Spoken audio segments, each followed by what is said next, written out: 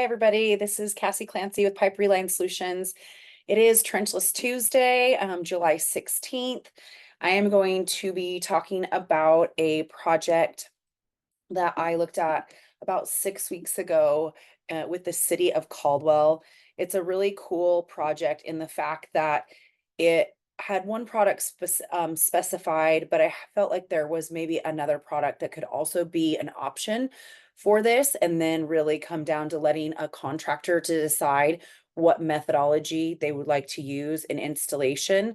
I just got the PO the end of last week, and I will be on site for the install, whether it's in August or July, or excuse me, August or September. Let me share my screen. And we're going to be looking at some of the photos I took when I went out to inspect this pipe. So as you can see, this is the inlet side of the pipe.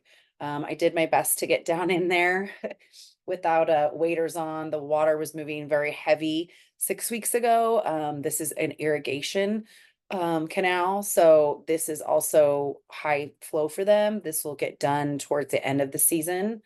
You can see a little more of the inlet. There's a little bit of bending on the metal pipe, so we'll have to bend that back out just to be safe for the installation. That's a really easy process to do.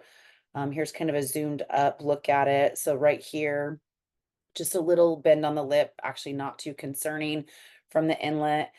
Then we come to the outlet side, and you can actually see there is a little bit of buckling right here in the pipe, which it's just mostly the rocks, as you can see, are just kind of pushing down on that pipe.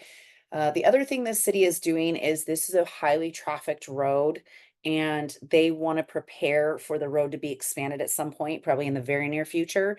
So while you only see a 50-foot run on this existing culvert, the city's actually going to install 100 feet of Spirolite is the product that we'll be using.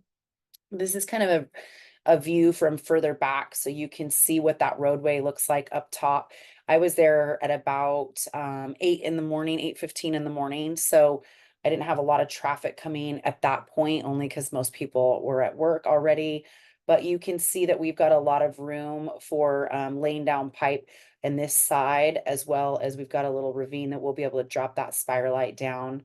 There will be some debris cleanup, obviously, for them to be able to lay that pipe in there, but very likely we will be pushing the pipe from the outlet to the inlet side just because of the access to that.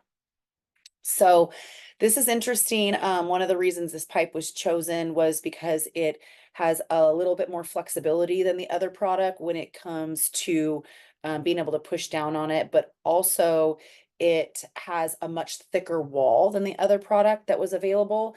So that actually means a lot less grout is needed, but also that means there's much less chance of any grout collapsing the pipe. And then you also don't have to, every like 5 to 10 feet, you don't have to brace the pipe so that it doesn't collapse it. So there are a couple of reasons that the contractor chose Spirolite, and there will be a lot more to come on this project. So happy Trenchless Tuesday. We'll be back next week.